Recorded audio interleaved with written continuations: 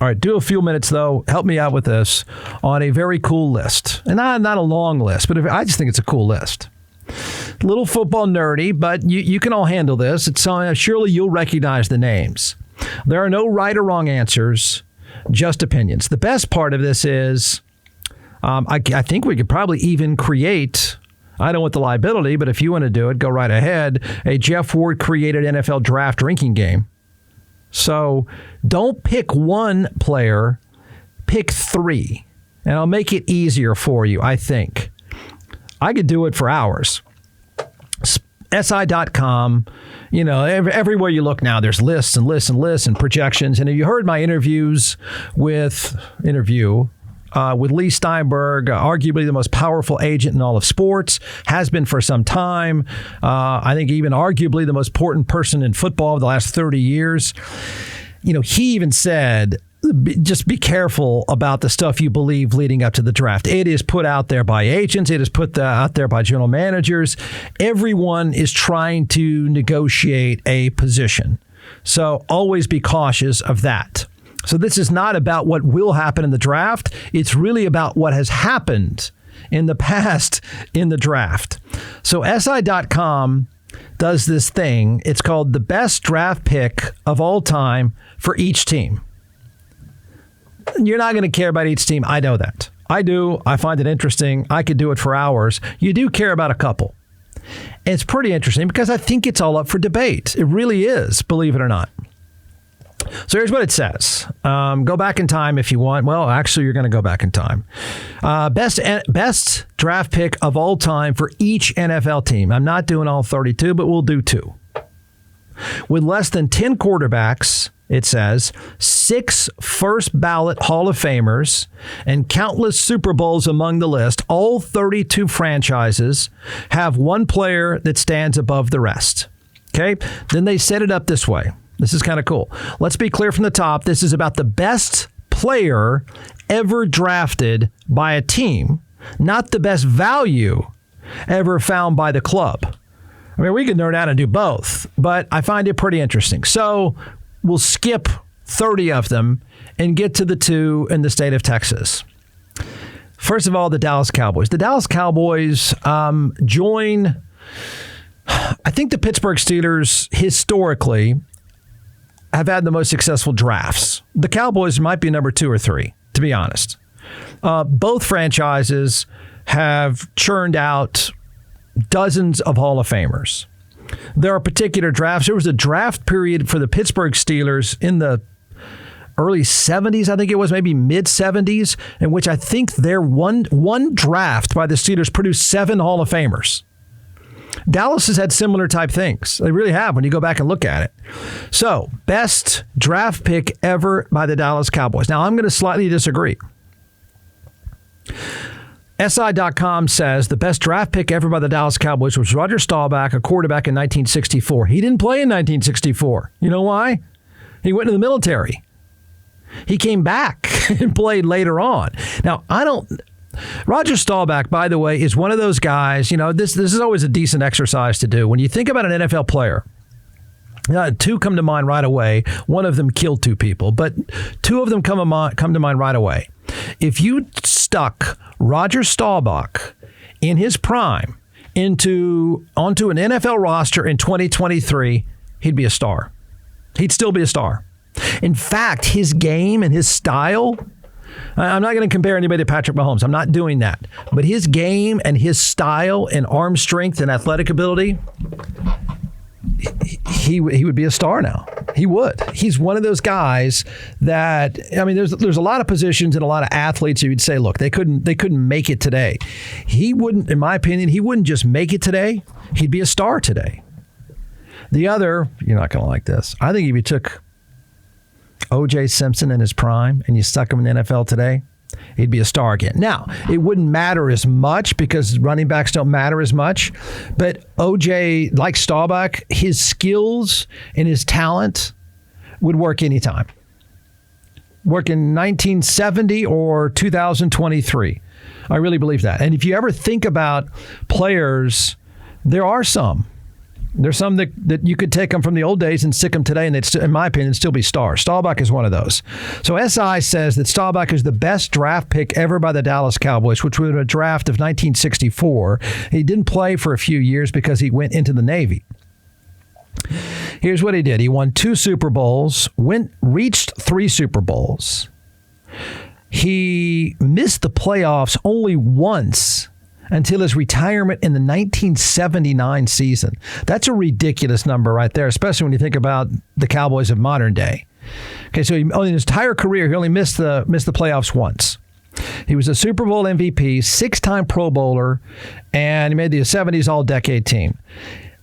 Now, here's where it gets kind of entertaining. Would I have picked Staubach? Maybe. I probably would pick Randy White.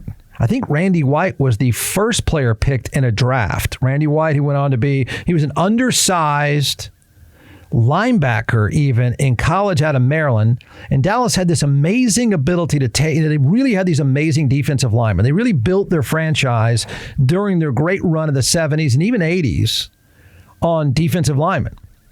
And Randy White, I think, he would probably be my pick. I think he might have been one of the 10 most dominating players at his position in NFL history. So I might add Randy White, Tony Dorsett, you're going to laugh, Bob Lilly, who I think is one of those guys, if you took him from football in those days, and I think Bob Lilly may have been the first player ever picked by the Cowboys. Is that right? Does that make sense? It's a long time ago. I think Bob Lilly plays in 2023 and is still great. And the other I'd say would be Michael Irvin. Would I pick all those ahead of Staubach? No. I'd put him in the mix. I'm just not sure I would agree that Staubach is number 1, but I do think he'd be a star today. Feel free to disagree. Then, laugh out loud, then the Houston Texans. And you're going to say, wait, what? Well, yeah, they got one guy. Yeah, probably. So here's the Cowboys with all these Hall of Famers, the Cowboys with all this history. In fact, with the Cowboys, all they have is history. And then you consider them player. You could have 3 good glasses of Cabernet and argue with somebody over Cowboys draft picks. With the Texans, you couldn't even finish a cup of coffee. There are none, Jeff. Well, there's one. Now, that's not true, but there's one most people would come to mind. The Houston Texans' greatest draft pick. Arguably their only draft pick. Now, you're not going to say, you might say Matt Schaub, but I'm not going to say Matt Schaub, and that's a joke, by the way. J.J. Watt. I know it's not even close, except I can make an argument. I can make a nerdy argument that someone else is close. J.J. Watt, of course, is the most important and best player the Texans ever drafted. In most people's minds, it's all that matters.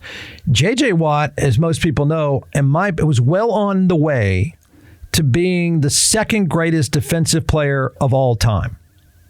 Lawrence Taylor is the most dominant defensive player and one of the 3 most dominant football players of all time, in my opinion. Jerry Rice would be the other. Okay? J.J. Watt was on that path. He was on that course. He was absolutely unstoppable.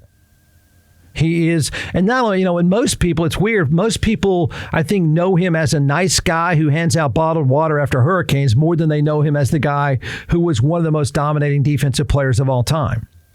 He was clearly the Texans' best. No. Yeah, clearly the Texans' best. 3-time Defensive Player of the Year, 5 times first-team All-Pro. He finished second in the MVP. He had 29 sacks, which is just insane. Now, those are insane numbers. But you know what the Texans have? So he's a first ballot Hall of Famer. He is. Just retired this past year with the Cardinals. He's a social media rock star. I mean, almost to the point of being nauseating. But there's everything to like about him. The career in the end, he just couldn't stay healthy enough. Otherwise, he's on a short list of best defensive players of all time. By far, most people would say the best pick ever by the Texans, except Andre Johnson. Wait, what? Who's that, Jeff? What do you mean, who's that? He mattered. Played 11 seasons for the Texans. I have a kid with one of his jerseys. 4-time All-Pro, 6-time Pro Bowler.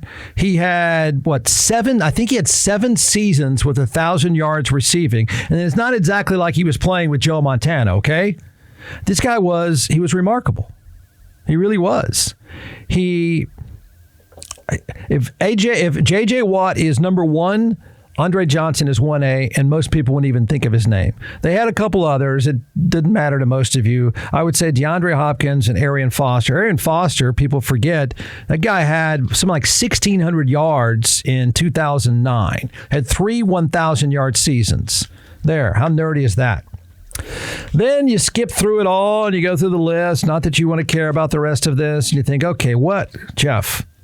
What about that other team from Houston? Whatever, that team. Is that really debatable? Is anyone really going to argue the Houston Oilers' best draft pick of all time? That's the easiest answer of every NFL team. I'm going to tell you right now, the easiest answer of every NFL team is Houston Oilers / Tennessee Titans. It is. If you line up 100 people, I don't know how any of the 100 say anybody else. And if you don't know what I'm about to say, you need to go away and listen to Taylor Swift. Get out of here. Are you kidding me? He was the first pick in the draft. I know. He only played 8 seasons, Jeff. Oh, yeah? Tell me someone who's even in the ballpark for the Houston Oilers / Tennessee Titans. Go ahead. Let me hear it. Eddie George, shut up. Steve McNair, no. There is not a player. I'm trying to think of anybody in the NFL, any team in the NFL. Some bias here. I don't know of another team that you could say everyone across the board agrees that's the best draft pick of all time. It might be the only draft pick of all time. And if you don't say Earl Campbell out loud, you've got an issue. I can't think of anyone who carried a team more to the point that he's, unhealthy. They carried a team more. I'm trying to think of a player that was liked more, that was, he had a legend. Of course, coming out of college, he was a legend. But during his time with the Oilers was a legend. It just, everything fit. It was all him. A little bit of defense, but it was all him. So, yes, for the Houston Oilers, it says Tennessee Titans / Houston Oilers, the one and only pick. There's not another one. Is Earl Campbell. Only played 8 years. The first 4 years were as good of a first 4 years of any player of any time in the league history. No one was more dominant in their first 3 to 4 years in the league than Earl Campbell. Okay? So that one, every other team, I can sit here and you can play around with the 49ers draft picks just like you could with the Cowboys, just like you could with the Steelers. You can sit there and argue, would it be Joe Montana? Would it be Jerry Rice? Would it be, you can go down that list. With the Oilers, you don't have a list. No. Not that they were bad. They weren't. I think Warren Moon is one of the most underappreciated quarterbacks ever to play the game. I think he's one of the 3 best passers to ever play the game. But that franchise was defined, and oddly enough, even in Tennessee, they're still sort of defined by Earl Campbell. You know what? They still are. There's your nerdy list. I know you're going to say, Jeff, please stop there before you do all 32 teams. Okay.